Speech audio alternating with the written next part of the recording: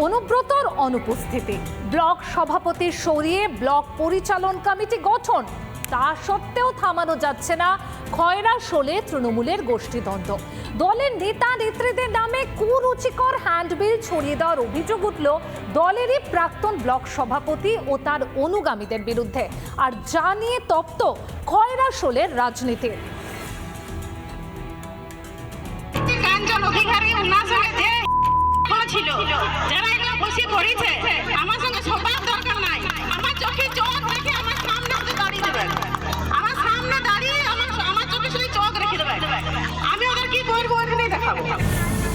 কোন্দলে জেরবার তৃণমূল।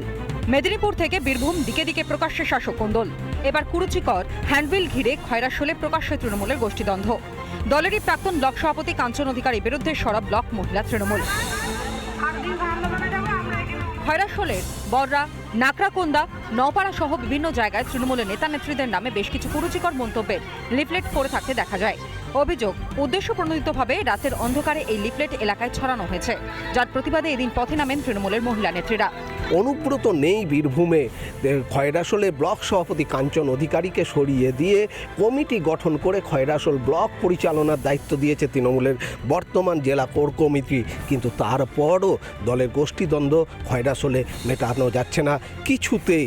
এখানে অধিকারী পরিবার, বিশেষ করে কাঞ্চন অধিকারী এবং আকাশ অধিকারী জড়িত, এটা আমরা বিশেষ সূত্র থেকে জানতে পেরেছি। আজকে প্রশাসনের কাছে ডেপুটেশন দিতে এসেছিলাম, প্রশাসনের সাথে আমাদের সাক্ষাৎ হলো, তারা আশ্বাস দিল তাদের ওপর আমার সম্পূর্ণ ভরসা আছে। কিন্তু এই ভরসা যদি আমাদের ভেঙে যায়, আমরা কিন্তু বৃহত্তর আন্দোলনের দিকে যাব। জানিয়ে শাসক দলকে কটাক্ষ করতে ছাড়েননি স্থানীয় বিজেপি নেতৃত্ব। তৃণমূল কংগ্রেস এই ধরনের ঘটনাতে তারা তাদের নেতৃত্বকে কি শাস্তি দিচ্ছে আমরা সেটা জানতে চাই। প্রশাসন কি ব্যবস্থা নিচ্ছে, কারণ এই ধরনের ঘটনা আজকে তৃণমূলের ছত্রছায়াতে আছে বলেই এই নেতারা এই কাজ করতে পেরেছে। যদিও এ বিষয়ে মুখ খুলতে চাননি অভিযুক্ত প্রাক্তন ব্লক সভাপতি কাঞ্চন অধিকারী। লোকসভা জয়ের পরও বীরভূমে থামছে না তৃণমূলের কোন্দল, জানিয়ে ভাবাচ্ছে উচ্চ নেতৃত্বকে। এদিকে যারা এই লিফলেট ছাপিয়েছে এবং যারা লিফলেট নিয়ে এসেছে সামনে, তাদের শাস্তির দাবি জানানো হয়েছে তৃণমূল কংগ্রেসের পক্ষ থেকে। বীরভূম থেকে ভিডিও জার্নালিস্ট লালটুর সাথে মনোরঞ্জন, রিপাবলিক বাংলা। আর অন্যদিকে কপিল মুনির মন্দির ও গঙ্গাসাগরের মেলা চত্বরে ভাঙন, আর যা নিয়ে চিন্তা সেখানকার স্থানীয়দের। এক মাসের মধ্যে তৃতীয়বার ভাঙনের কবলে এলাকা, চিন্তায় ঘুম উড়েছে স্থানীয়দের। এভাবে ভাঙন জারি থাকলে খুব দ্রুত সমুদ্রে তলিয়ে যেতে পারে মন্দির সহ বিস্তীর্ণ এলাকা। এমনই আশঙ্কা করে কেন্দ্রের কাছে সাহায্যের আবেদন স্থানীয় পঞ্চায়েতের। দেখুন।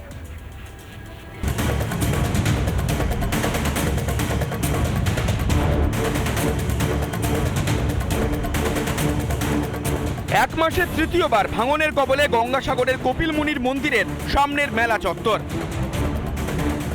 18 তারিখ নতুন করে ভাঙনের কবলে পড়ে তছনছ হয়ে গিয়েছে রাস্তা, উল্টে পড়েছে লাইট পোস্ট,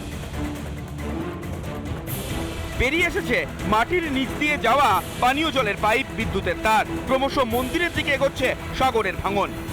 সাগরের মেলা আর কপিলমুনি মন্দির অস্তিত্বের রক্ষার লড়াই। একের পর এক এই গঙ্গাসাগরে সাজানো রাস্তা, এই যে লাইট পোস্ট, বিদ্যুতের তার, ত্রিফলা লাইট, এই কংক্রিটের ঢালাইয়ের রাস্তা, পানীয় জলের যে বড় বড় পাইপ, সব কিছু ভেঙে তছনছ হয়ে যাচ্ছে এই গঙ্গা বক্ষে। স্থানীয়দের আশঙ্কা, এভাবে ভাঙন চলতে থাকলে 2 বছরের মধ্যে সাগর বক্ষে চলে যেতে পারে কপিল মুনির মন্দির সহ মেলা চত্বর। এর টানকে না বন্ধ করলে থাকবে না, সব ভেঙে চলে যাবে। 1 নম্বর থেকে একদম 6 নম্বর পর্যন্ত সব ভেঙে যাচ্ছে একের পর এক। প্রত্যেক বছর সরকার মাটি ফেলছে, পাইলেন দিচ্ছে, সব কিছু করছে, তাও রোধ করতে পারছে না। যদি ভাঙতে থাকে তাহলে তো মন্দির পর্যন্ত চলে যাবে। হ্যাঁ, মন্দির পর্যন্ত চলে যাবে। তো এর কাজ তো হচ্ছে না, কাজ হচ্ছে কিন্তু ঠিক মতন হচ্ছে না। তো ওই মেলার সময় কাজ হচ্ছে আর এই তো ভেঙে চলে যাচ্ছে। সাগরের এই ভাঙন একা রাজ্য সরকারের পক্ষে ঠেকানো সম্ভব নয় বলেই দাবি স্থানীয় পঞ্চায়েত উপপ্রধানের। এ বিষয়ে কেন্দ্রের সহযোগিতার আবেদন জানান তিনি। কপিল মুনির আশ্রম, সেই ধর্মীয় পীঠস্থান গঙ্গাসাগর মেলা গ্রাউন্ডকে রক্ষা করার জন্যে কেন্দ্রের সরকারকে দায়িত্ব নিতে হবে, মাস্টার প্ল্যান তৈরি করতে হবে। এছাড়া আর দ্বিতীয় কোনো রাস্তা নেই। তৃণমূলের আবেদনকে কটাক্ষ করতে ছাড়েনি স্থানীয় বিজেপি নেতৃত্ব। গঙ্গাসাগর মেলার আগে প্রশাসনিক বৈঠক হয় বা মুখ্যমন্ত্রী মমতা বন্দ্যোপাধ্যায় সাগরে গিয়ে যখন প্রশাসনিক বৈঠক করেন তখন তো কই মনে হয় না কেন্দ্রীয় কোনো প্রতিনিধি দলকে এই বৈঠকে আমন্ত্রণ জানায়। এটা মুখ্যমন্ত্রীর মমতা বন্দ্যোপাধ্যায়ের দ্বিচারিতা। সাগরের ভাঙন ঘুম কেড়েছে স্থানীয়দের। যে কোনো সময় বড়সড় দুর্ঘটনার আশঙ্কা দেখা দিয়েছে। কবে এই ভাঙনের স্থায়ী সমাধান হবে সেই আশায় দিন গুনছেন স্থানীয়রা।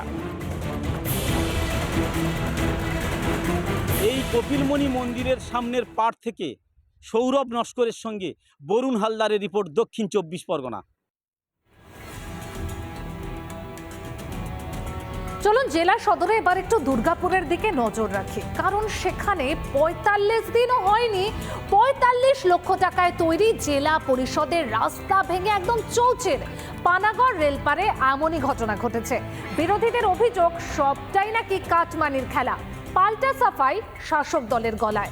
ব্যবস্থা নেওয়ার আশ্বাস দিয়েছেন জেলা পরিষদের কর্মাধ্যক্ষ।